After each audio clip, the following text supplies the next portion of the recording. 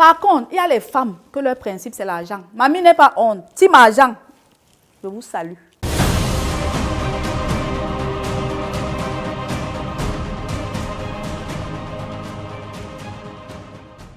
Dans un monde où on passe facilement de l'amour à la haine, du mariage féerique au divorce douloureux, il est encore possible d'oser un meilleur mariage.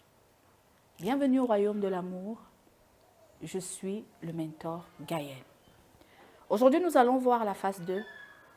La phase 2 qui est l'exode. Parce qu'il faut le rappeler, nous nous basons sur l'écriture sainte. L'exode, c'est quoi? C'est le déplacement des enfants d'Israël vers la terre promise. Vous avez réfléchi ensemble, ton mari t'a accepté, vous avez la même vision, vous avez le même itinéraire, vous avez le même langage. Alors, vous vous déplacez, ça veut dire que vous allez aller habiter ensemble. Vous commencez déjà à faire des projets pour vous installer. Mais avant ça,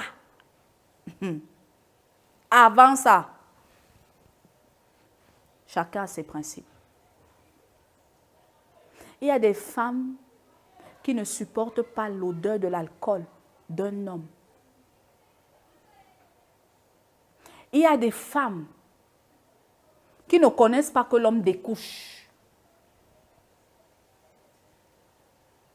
Il y a des femmes qui ne peuvent pas supporter les multiples enfants dehors. Tout comme il y a des hommes qui exigent que même si tu es en colère, même s'il se passe quoi entre nous, ne me manque jamais, je dis bien jamais de respect. Autant de principes que chacun doit déjà poser sur la table. Maintenant, il descend au terre à terre. Phase 2 du mariage. Vous savez que les hommes sont rusés et le font rapidement, non? On entend souvent quand un homme dit que c'est maintenant, comme vous venez même de vous marier là, des couches, donne déjà la lue. C'est ce que dit aussi aux femmes. C'est maintenant.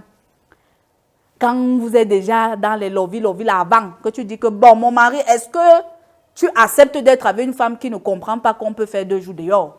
Et ce n'est pas ça. Je t'assure, tu ne me connais pas, j'arrête. Parce qu'aujourd'hui, on a trop de divorces, trop de féminicides, trop d'abus. Parce que je vais encore aller où? Je me dis qu'il va changer, non?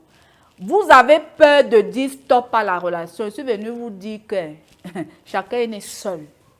Quand vous avez voté, c'est un peu comme quand vous faites un contrat avec une marque. Quand vous êtes égérie d'une marque ou d'une assurance, les 2 parties doivent respecter les clauses. Une partie ne respecte pas les clauses, partez. Je disais à une dame dernièrement que parmi les langages de l'amour, il y en a 5. Il y a les paroles valorisantes, c'est-à-dire les gens qui aiment les mots valorisants. Il a remarqué que je me suis bien coiffée. Il est venu quand j'ai fait ma soutenance, il était content, il m'a embrassée. Ça me booste et ça me prouve qu'il m'aime. Et il y a des gens, lui, ce n'est pas les paroles valorisantes. Lui, il aime les services rendus. Les services rendus, ça veut dire quoi? Aide-moi quand c'est utile. Il savait que ma mère était malade, j'étais au travail. Il est amené ma mère à l'hôpital, il est hospitalisé, ma mère. Aïe, ça m'a touchée. Il y a des femmes qui disent, mon mari, le frigo, mon mari fait le marché, le frigo est plein. Quand le frigo finit, quand le congélateur se vide, je ne lui dis pas. Mon mari part. Il me dit seulement que donne-moi la liste. Où il observe, il rachète les services rendus. Il y a des gens, par contre, pour qui c'est la présence physique. Ça veut dire quoi? Ça, je suis en train de parler, c'est le point que je voulais dire. Chez les Occidentaux, chez les Blancs, on a l'habitude de dire que tu divorces parce qu'un homme t'a trompé. Les Occidentaux ont le langage de l'amour tactile. Vous voyez que quand un Occidental t'aime, il veut te toucher, il veut te faire bisous. Le corps, c'est, il veut tout le temps. Il veut que tu sois avec lui. Il veut. Tu trompes une blanche, tu trompes un occidental, c'est cause de divorce, ce qui n'est pas dans le cas de nos cultures. Pourtant, parmi nous, il y en a qui ont ces langages. Donc, j'ai envie de dire, souvent, on subit certaines choses dans nos foyers parce qu'on bafoue nos principes. Parce qu'on te dit que toi, tu crois que tu en as. J'ai supporté ça. Faites très attention. J'ai dit, deuxième phase du mariage, j'insiste. Je peux supporter quoi? Il y a les femmes qui peuvent supporter les hommes qui ne travaillent pas, qui n'ont pas d'argent, mais qui sont fidèles. Et qui portent la maison. Il y a d'autres femmes, elles disent, moi, il y a des femmes qui supportent l'infidélité. Hein. Même que mon mari travaille, que mon mari soit un homme, que mon mari me protège. Ne lésinez jamais avec ce que vous voulez au plus profond de vous. Sauf qu'il faut se connaître. Par contre, il y a les femmes que leur principe, c'est l'argent. Mamie n'est pas honte. Si m'argent, je vous salue. C'est un principe. Il y a des femmes, elles disent que ne reste pas, je n'ai pas besoin de ça, les services rendus, tout ça. Maman, elle a rien. Dans l'argent là, si mes enfants sont malades, je suis dans une bonne clinique. Dans l'argent là, elle va me soumettre, elle va me respecter. Je vais te respecter. Il n'y a pas de problème. On a su les revers.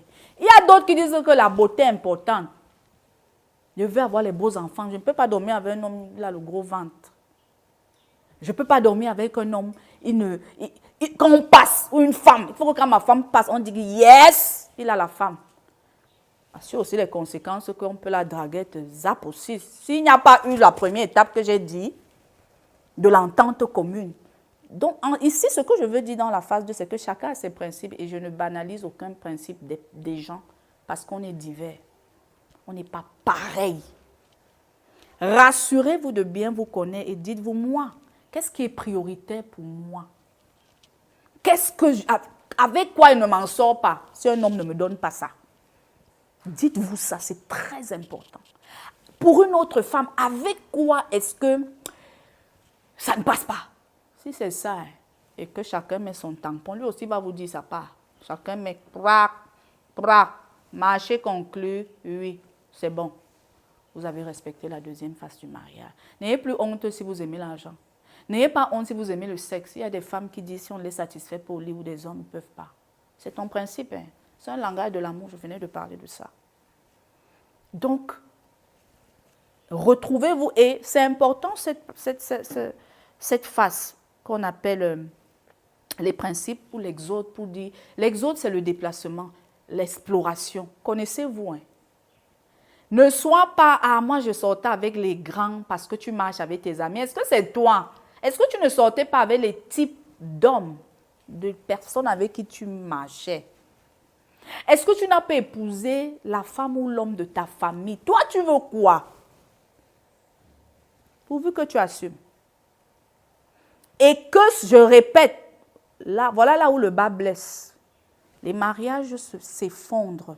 Les mariages se passent mal parce que quand donc l'une des parties viole la clause, il n'y a pas de réaction. Il faut la réaction. Hein. Tu fais quoi quand il viole? Où sont les avertissements? Où sont les châtiments? Où sont les bouderies? Où sont les sanctions?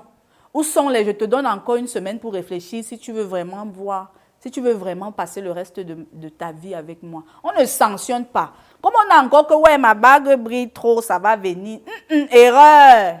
J'ai dit le commencement. On est tout vers le commencement. Il y a 66 phases. C'est maintenant qu'on implémente la charte, la direction, le calendrier, le menu qui sera respecté dans le foyer. En bon entendeur, salutez.